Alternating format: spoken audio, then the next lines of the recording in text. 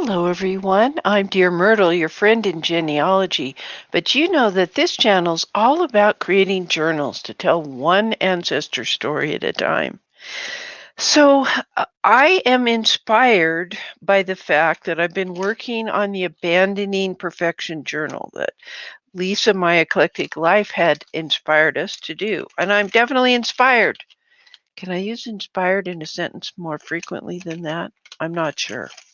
Anyway, I do have this envelope that it was a regular envelope, but I cut an oval because I have a template to do that. I outlined it, and then I put some clear acetate in it because I needed to make a window that could accommodate this dried flower.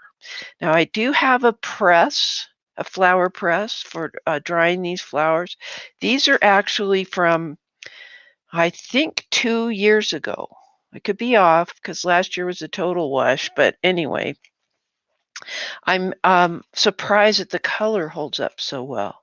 Anyway, I think this rather tall whatever it was will fit in here nicely, but I want to have some definition. So I've cut a bit more of this parchment paper and I'm planning to insert it in here to give us a backdrop. And I don't need to worry about gluing it in there. It'll stay fine because we will eventually be gluing this side and putting it in my Abandoning Perfection journal. All right, now I am going to put 2 little drops of glue in there. So I've got to hold this open. Wait, let's move this baby. It's going to get, there we go. Oh, my little one was deciding it was going to slide, made me a little nervous. Okay, so I'm putting a dot of glue about where I think the blossom and some of the leaves are going to be. And I'm going to use my art glitter glue because right now it has the longest nozzle. Let's see if it's going to decide to be gluey today. Yep, it will. Don't need much. Okay, and I'm now ready to take my dried flower and stick it in here perfectly, beautifully.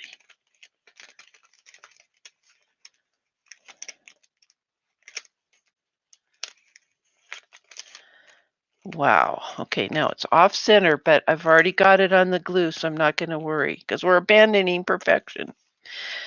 All right, that's the plan. And now I want to put it on this page. And this page is different than some in that I've included or extended one of those words.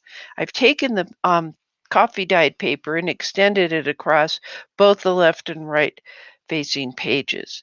And I'm going to put it about here. I may or may not ever embellish the outside of this. I really like this old lunch sack color. But instead of gluing the whole thing down, I'm going to put glue on the reverse side of this in a U shape so that it will make a pocket up here for me to put a tag, a journaling tag. Okay, but I also need to glue this thing shut. See how it's open? All right, so let's do that. Well, I am going to have to put glue all along this little edge here. All right. All right, now I'm flipping it over, and I've been taught by Wendy, you hold it where you do not want to glue.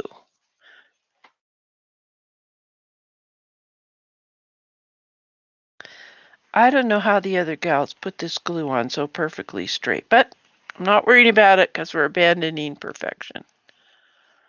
Lisa, I can't tell you how liberating this has been. Okay, let's put a little right there. Okay, excuse me. And I'm just setting it down here on the page. All right.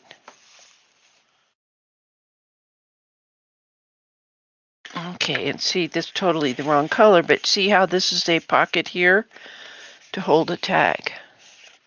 And that's all I had to do. I guess the hardest part was actually picking the flowers for my garden a couple of years ago and putting them between um, 2 pages of parchment. This one was one that I had in the kitchen to put down if you're going to do baking of cookies, and I don't really use them because, oh gosh, these are so pretty. I don't use that parchment anymore because I have silicone liners for my cookie sheets. I put them in the flower press that Mr. Myrt made, and then I waited. And I think I waited about 6 weeks before I took a peek. I didn't want to dare mess anything up. Let me show you a couple of others. They're just, I mean, because I did several at a time.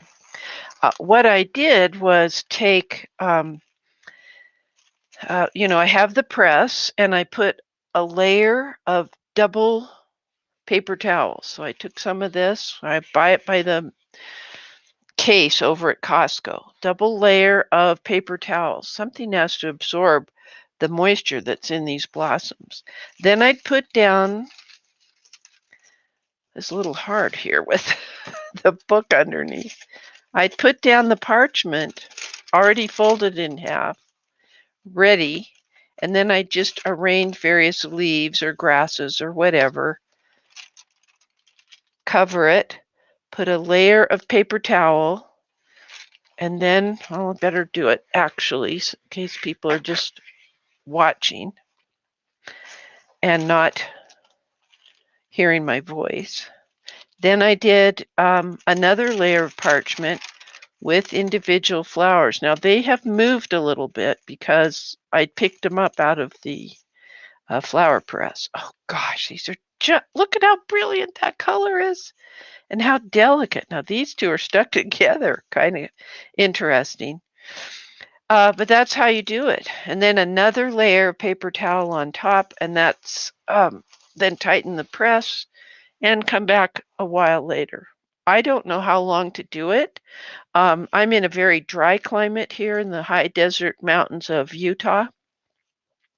It might be completely different if you're in high humidity Florida or someplace like that.